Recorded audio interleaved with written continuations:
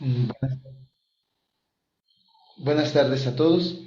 Con el favor y con la gracia de Dios, continuamos con nuestra formación catequética conforme al... Continuamos con nuestra formación catequética conforme al nivel número 3 en nuestro tema número 2, la Constitución Lumen Gentium y otros documentos conciliares. Esta formación catequética es de la Comisión Diocesana para la Pastoral Social. Entonces, pues sean bienvenidos una vez más a este tema de formación para que sea la oportunidad de seguir creciendo y de seguir madurando en la fe y también en el conocimiento de Dios. Nos disponemos poniéndonos en las manos de Dios y que sea el Señor quien nos bendiga en este momento. En el nombre del Padre y del Hijo y del Espíritu Santo. Amén. Agradecido Señor con esta mañana que nos concedes, te pedimos que bendigas nuestras vidas, que bendigas nuestro ser y nuestro estar. Concédenos la gracia de experimentar tu amor, concédenos la gracia de experimentar la sabiduría que viene de ti, Señor. Disipa de nosotros las dos tinieblas que tenemos, el pecado y la ignorancia, e iluminados por ti alcancemos la vida eterna.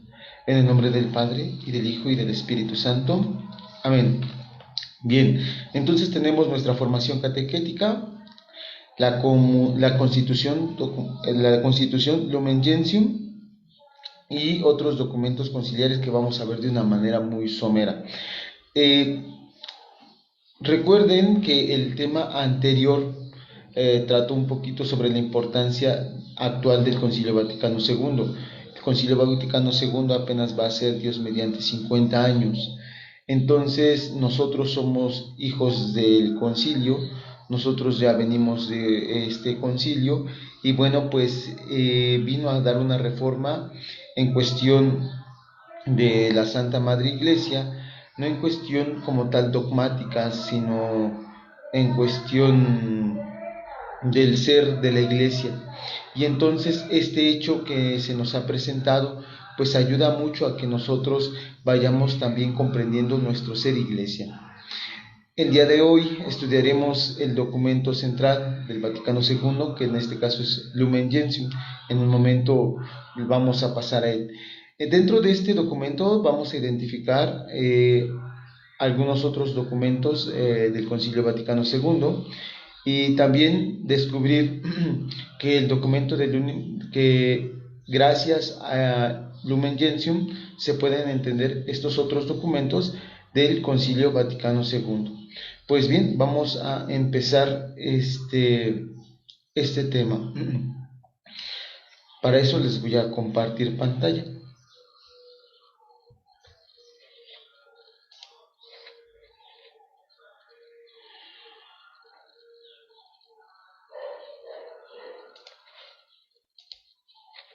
Bien, espero ya se pueda ver.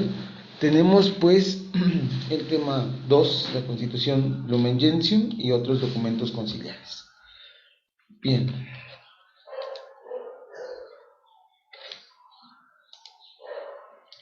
Lumen Gentium. Esta constitución en español se traduce Luz de las Gentes. Y entonces, para comprender un poquito el documento Luz de las Gentes, el ser de la Iglesia, se cabría la pena que se leyeran los tres primeros numerales. eh, Eso ya se los dejaría yo como tarea.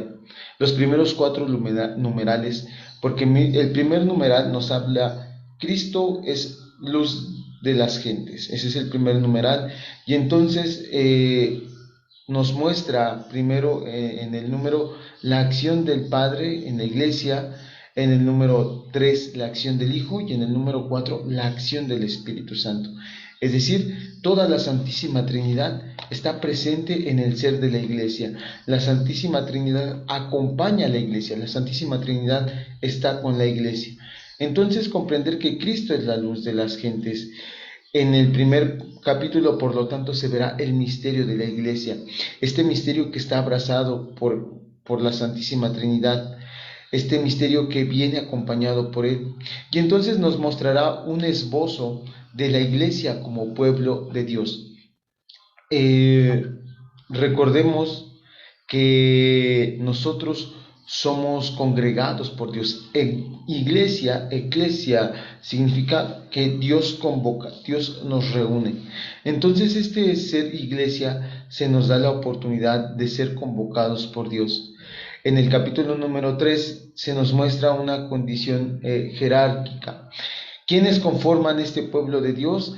Tanto la parte del sacerdocio ministerial como el sacerdocio común. Y nos va a presentar en este caso la condición jerárquica de la iglesia. Los obispos, los presbíteros y los diáconos.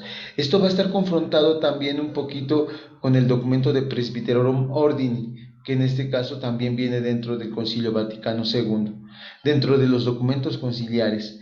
Otro punto que se nos va a tocar será el capítulo 4, serán los laicos en la iglesia. Y esto es muy importante porque, repito, este documento nos habla sobre el ser de la iglesia. Y el hecho de que nosotros revisemos los laicos en la iglesia es comprender también nuestro servicio dentro de la comunidad. Ahí quisiera leerles solamente un fragmento del numeral 30, que a tenor nos dice lo siguiente. El Santo Concilio, una vez que ha declarado las funciones de la jerarquía, ya lo vimos de manera muy somera, obispos, presbíteros y diáconos, vuelve gozoso su atención al estado de aquellos fieles cristianos que se llaman laicos.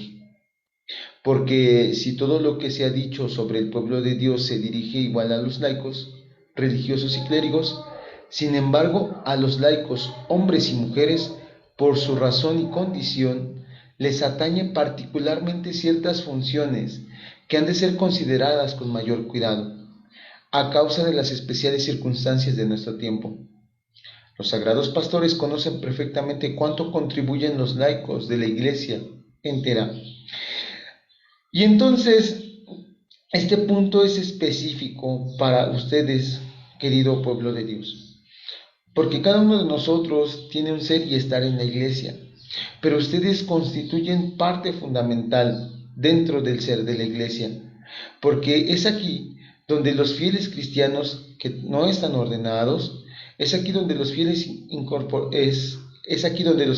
cristianos incorporados por Cristo van integrando el pueblo de Dios, es decir, se hacen partícipes por la gracia del bautismo, y no solamente eso, también tienen una función sacerdotal, profética y real de Cristo, y ejercen esta función dentro de la iglesia.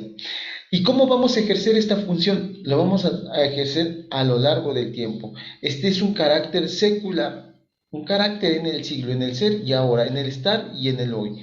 Pues los miembros del orden sagrado, aun cuando alguna vez pueden ocuparse de los asuntos seculares, incluso ejerciendo una profesión secular, están destinados principal y expresamente al sagrado ministerio por razón de su vocación. Nosotros tenemos el triamunera munus pacendi, regendi y santificandi, nosotros como sacerdotes, y estrictamente, es decir, apacentamos, gobernamos y santificamos al pueblo de Dios. Pero la diferencia entre ustedes y nosotros es que nosotros ejercemos la gracia sacramental, es decir, nosotros santificamos al pueblo de Dios. Y ustedes, santificados, se acercan de manera especial a aquellos a los cuales nosotros no llegamos. Ustedes hacen presente a Dios en aquellos lugares donde nosotros tal vez no hemos llegado o no podremos llegar.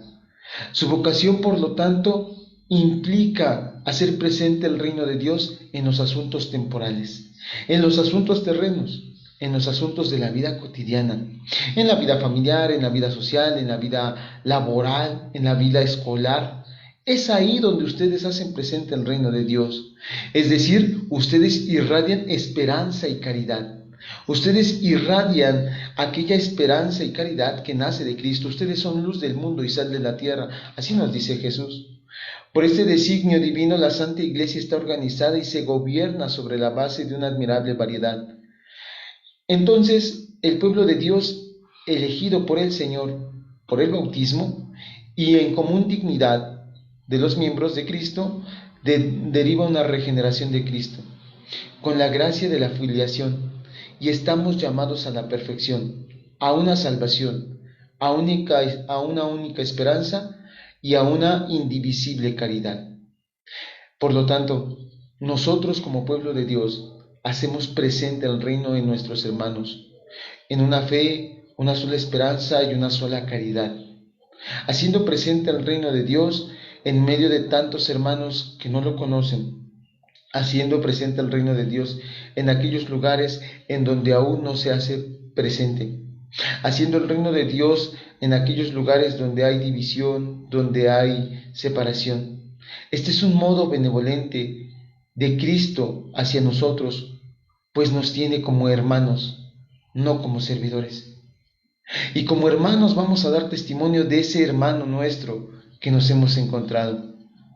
Los laicos, por lo tanto, tienen esa fuerza de Cristo cabeza y hacen presente a Cristo, ya les decía, en los estratos sociales donde se desenvuelven.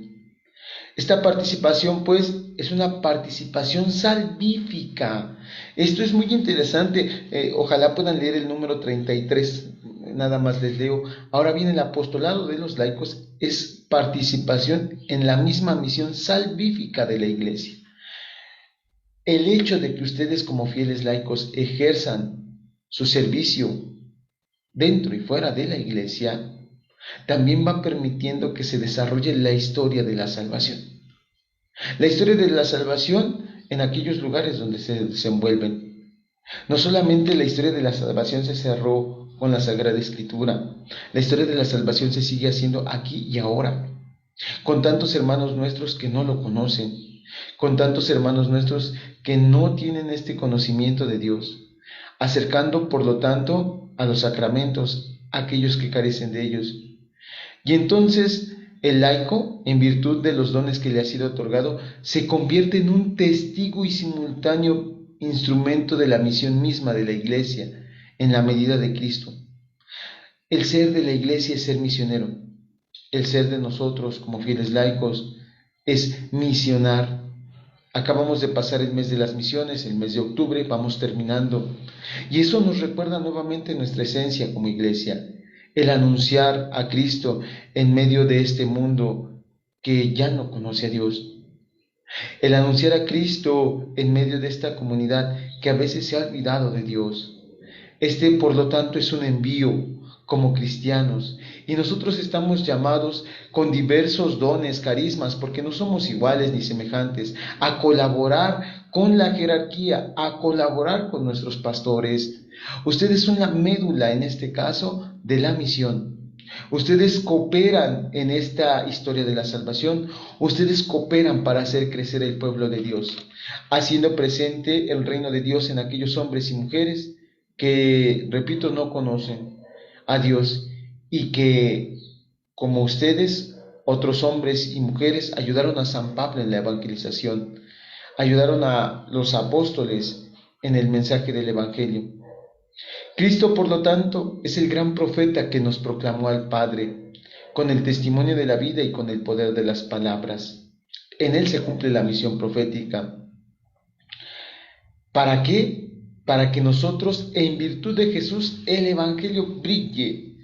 Entonces, si Cristo ha asumido su misión, dándonos el testimonio del Padre, nosotros somos luz del mundo y sal de la tierra. Ya les decía que el primer numeral de este documento es: Cristo es luz de las gentes. Bueno, pues en virtud de que Cristo es la luz de las gentes, nosotros en virtud de eso tenemos que anunciar el Evangelio para que brille en la vida diaria, en la vida familiar y en la vida social. Dar testimonio de la luz de Dios, dar testimonio en nuestro ser cotidiano de que Cristo brilla. Por consiguiente, el laico está ocupado incluso de las cosas del cuidado temporal. Pueden y deben desplegar una actitud muy valiosa en orden de la evangelización del mundo, ya que si alguno de ellos cuando faltan los sagrados ministros o cuando se van impedidos por un régimen de persecución, les suplen en ciertas funciones sagradas. Ustedes también puedan hacer presente el reino de Dios en aquellos lugares donde, repito, no lo conocen, y asumir ciertas funciones que favorezcan a la extensión del reino. El laico, por lo tanto, debe de ser testigo de la resurrección y de la vida del Señor Jesús, y una señal del Dios vivo. Todos juntos y cada uno de por sí deben alimentar al mundo con frutos espirituales y difundir en él que están animados aquellos pobres, mansos y pacíficos, a quienes el Señor en el Evangelio proclamó bienaventurados. En una palabra, lo que el alma es el cuerpo, lo que el alma es en el cuerpo, esto han de ser los cristianos en el mundo. Ojalá se pudieran meditar un poquito más el capítulo 4, leerlo ya en sus hogares. Lo pueden encontrar en vaticano.va para que profundicen un poquito más sobre este tema de, repito, de la vocación de los laicos en la iglesia. Para pasar al numeral 5, que en este caso es vocación a la santidad. Esta vocación a la santidad, recuerden, estamos llamados todos. El día 1 de enero hemos celebrado la solemnidad de todos los santos. 1 de enero, perdón. El día 1 de noviembre hemos celebrado la solemnidad de todos los santos. Y ahora nosotros, bautizados, también estamos llamados no solamente a hacer presente el reino de Dios, también estamos llamados a ser santos. La vocación a la santidad es para todo hombre bautizado, y eso lo desarrollará el capítulo número 5. El hecho de que nosotros estemos llamados a la santidad es que el santo nos llama a ser santos. Con el nombre de los laicos se designa aquí a todos los fieles cristianos, a excepción del orden sagrado y del estado religioso aprobado por la Iglesia. Es decir, los fieles laicos, en cuanto incorporados a Cristo por el bautismo, van integrando el pueblo de Dios y ejercen su función sacerdotal y real de Cristo. Están llamados, por lo tanto, a hacer resplandecer a Dios, pues Dios los ha elegido como pueblo de Dios. Y si Dios los ha elegido como pueblo de Dios, hay un solo Señor, una sola fe, un solo bautismo. Y en común dignidad a esta fe y bautismo, en común dignidad, se nos llama a mostrar la perfección de Dios. Sean santos como Dios es santo, sean perfectos como Dios es perfecto. Entonces es una llamada como cristianos a que nosotros seamos santos. En otro momento se pensaba que la santidad solamente era para los padres, los religiosos, los obispos, pero la santidad también es para ti. La santidad también es para aquellos santos de al lado, dirá el Papa Francisco, aquellos santos que en su vida cotidiana hacen presente el reino de Dios, en dejar a los niños a la escuela, en ir en el transporte público, en ir por el mandado, ir por la despensa. Ahí es el santo. Uno de los santos más contemporáneos y que vivió una vida normal haciendo presente a Dios en su vida y en la vida de los demás es Carlo Acutis, que ojalá también lo pudieran leer un poquito. Un niño de 15 años jugaba videojuegos, utilizaba las redes sociales, pero esto mismo lo aprovechó para evangelizar, lo aprovechó para hacer presente a Dios en la vida de los demás. Dice un testimonio de su madre, él iba al mandado, hacía amigos, y el día que falleció, dice, ¿de dónde pudo haber sacado tantos amigos? Haciendo presente el reino de Dios en lo sencillo, en lo pequeño. Por lo tanto, nuestra vocación también es ser llamados a la santidad, hacer presente el reino de Dios y también que nosotros podamos vivir ese reino en nuestras vidas. Pasando al capítulo número 6, que en este caso son los consejos evangélicos. Estos consejos evangélicos que tenemos que vivir nosotros de manera cotidiana, que en este caso es la pobreza, la obediencia, y la caridad. Tendremos que vivir estos consejos evangélicos en nuestra vida también. Y si bien es cierto que esto va dirigido un poquito más hacia la vida religiosa, también los consejos evangélicos no son lejanos a nosotros. Los consejos evangélicos también son muy ad hoc a nosotros, muy presentes a nosotros. Y estos consejos evangélicos también nos ayudan a crecer en santidad. Entonces, al vivir estos consejos evangélicos, se cumple lo que dice el apóstol, porque esta es la voluntad de Dios, nuestra santificación. Que nosotros nos santifiquemos en la perfección de la caridad, que nosotros nos perfeccionemos en un género de vida particular y práctica. Y esta práctica de consejos evangélicos va abrazado de una privada condición a Dios y de un estado que acepta el ser de la Iglesia, proporcionando así un testimonio espléndido de santidad. Entonces, esto también puede atañer a nosotros, haciendo una vida práctica de consejos evangélicos. Pasamos pues al capítulo 7, la iglesia como peregrina. Esta iglesia como peregrina que se dirige a la Jerusalén celeste, que se dirige a la vida eterna. Esta Jerusalén divina que se dirige al reino de los cielos. Esta Jerusalén peregrina que camina hacia la vida eterna. Pues la iglesia a la que estamos llamados en Cristo Jesús y en la cual conseguimos la santidad por la gracia de Dios, no alcanzará su plenitud sino en la gloria celeste, cuando llegue el tiempo de la restauración de todas las cosas. Nosotros estamos llamados a la plenitud con Dios, y la plenitud de los tiempos ha llegado, pues a nosotros y la renovación del mundo está irrevocablemente decretada, y en cierta manera se anticipa realmente en este siglo, pues la iglesia ya aquí en la tierra está adornada de verdadera santidad, aunque todavía imperfecta. Pero mientras no lleguen los cielos y la tierra nueva, donde mora la justicia, la iglesia peregrina lleva en sus sacramentos e instituciones pertenecientes en este tiempo la imagen de este siglo que pasa. Mientras nosotros nos dirigimos a la Jerusalén celeste, mientras nosotros nos dirigimos al cielo, nosotros tenemos que ser imagen en este mundo temporal.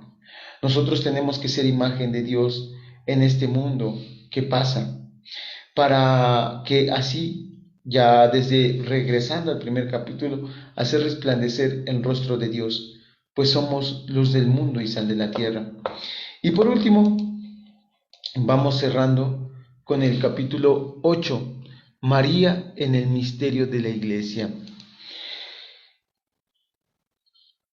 ¿Qué mejor que un testimonio de vida que ha sido reflejo del Padre y del Hijo y del Espíritu Santo, viviendo los consejos evangélicos, siendo luz del mundo en medio de unas tinieblas, en medio de la oscuridad, siendo aquella la mujer que presurosa sirvió a su prima Isabel?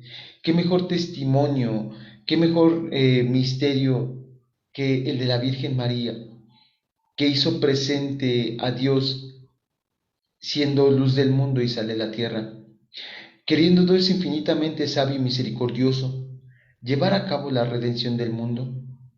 Al llegar la plenitud de los tiempos, envió a su Hijo nacido de una mujer, para que recibamos la adopción de hijos. En efecto, María, cuando el ángel le anunció el verbo de Dios en su cuerpo y en su alma, fue reconocida y venerada como Madre de Dios y Redentor, redimida de modo inminente en prevención de los méritos de su Hijo.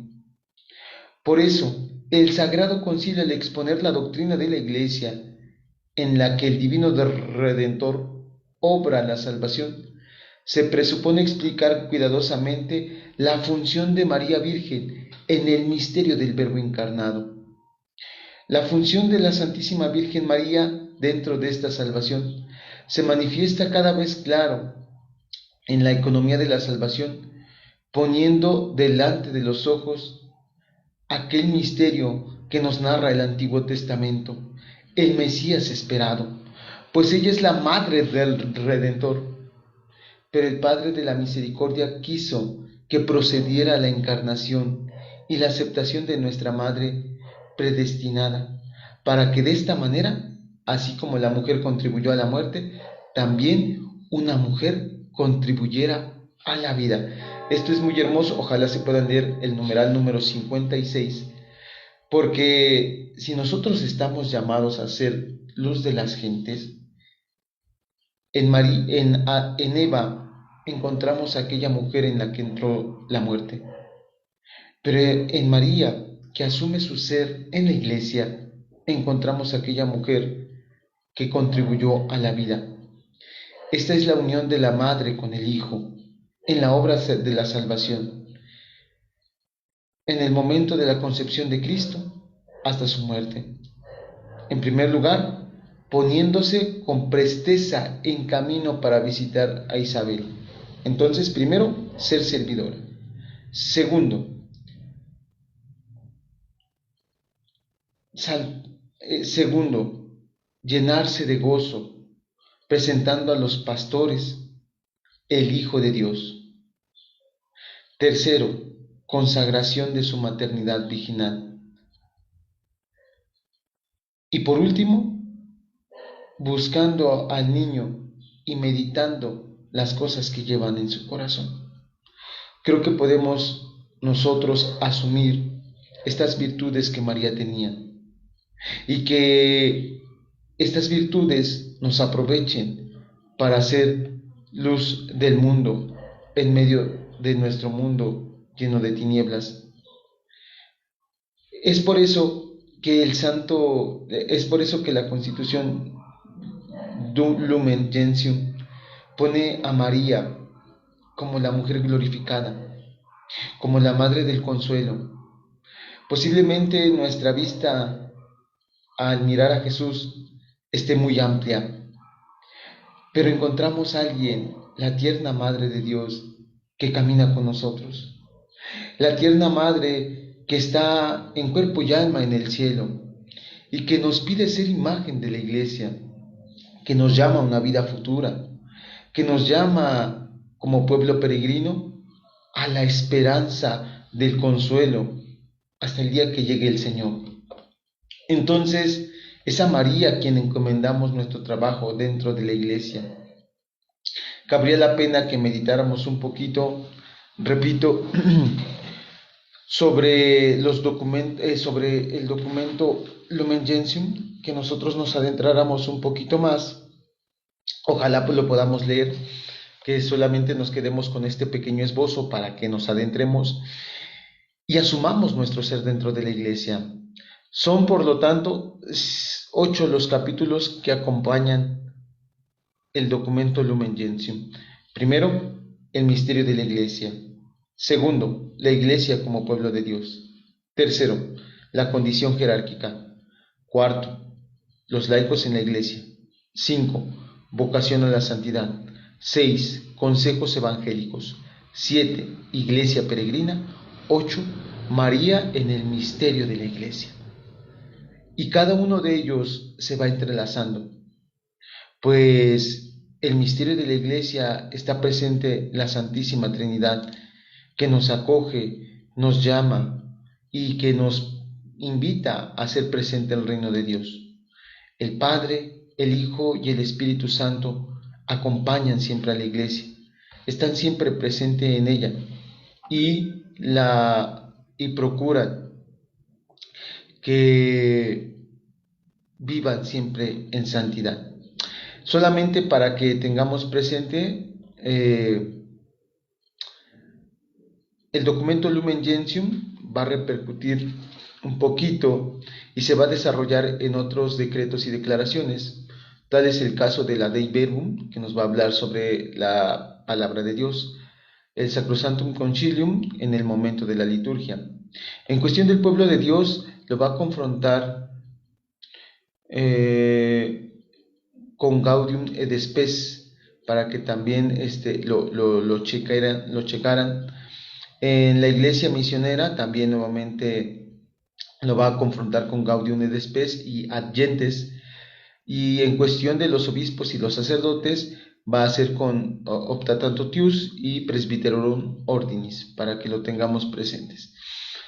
Entonces, pues ojalá puedan leer el documento Lumen Gentium. La Lumen Gentium, por lo tanto, Luz de los Pueblos, es una constitución dogmática, es decir, con pronunciamiento de la Iglesia que afecta directamente a la verdad revelada y que constituye por lo mismo el contenido y objeto de nuestra fe.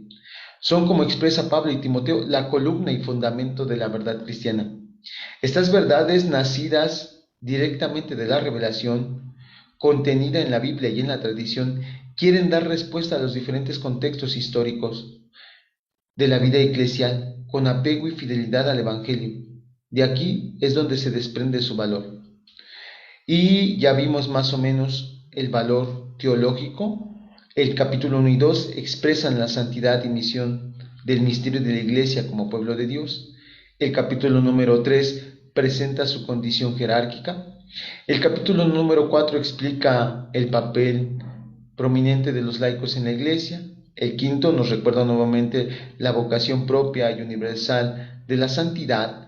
El capítulo 6 nos remite a la profesión de los consejos evangélicos propia de los religiosos y religiosas, y la cual también podemos vivir cada uno de nosotros.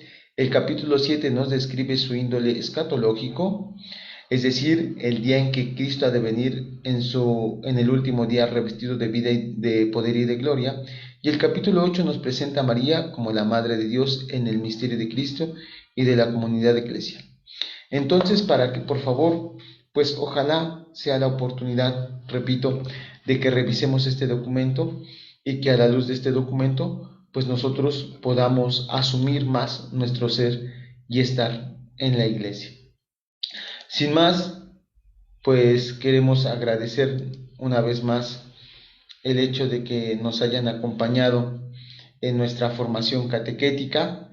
Ojalá puedan irse adentrando a la Constitución Lumen Gentium, que confronta otros documentos conciliares, y así pues ir asumiendo más nuestro ser como iglesia. Queremos agradecer pues esta oportunidad que nos han dado, y que el Señor les bendiga abundantemente. En el nombre del Padre, y del Hijo, y del Espíritu Santo. Señor, agradecidos porque sigues iluminando nuestra vida, que seamos luz del mundo y sal de la tierra, que guiados por ti, Jesús, luz de todo hombre, iluminemos las tinieblas, disipemos aquellas oscuridades que se hacen presente en nuestro mundo, y que viviendo nuestro ser iglesia, atraigamos a muchos hacia ti. En el nombre del Padre, y del Hijo, y del Espíritu Santo. Amén. Muchas gracias a todos. Dios les bendiga.